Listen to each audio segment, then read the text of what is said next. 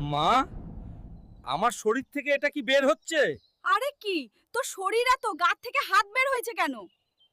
বাবা, তুই তাড়াতাড়ি গ্রামের তান্ত্রিক বাবার কাছে যা।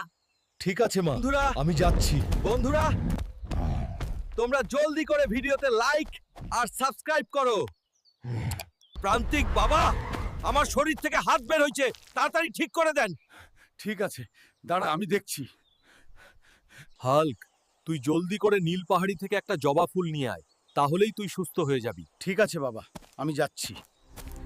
তোর এত বড় সাহস, আমাকে না বলে আমার জবা ফুলে হাত দিয়েছিস কেন? তোকে আমি ছাড়বো না। ফুলের রানী, আমার শরীর থেকে ছোট ছোট হাত বের হইতেছে। প্রান্তিক বাবা আমাকে জবা ফুল আনতে বলেছে, তাই এসেছি। ঠিক আছে, এক শর্তে দিতে পারি, তোর বন্ধুরা যদি ভিডিওতে লাইক আর সাবস্ক্রাইব করে। বন্ধুরা, তোমরা ভিডিওতে লাইক আর সাবস্ক্রাইব করে দাও।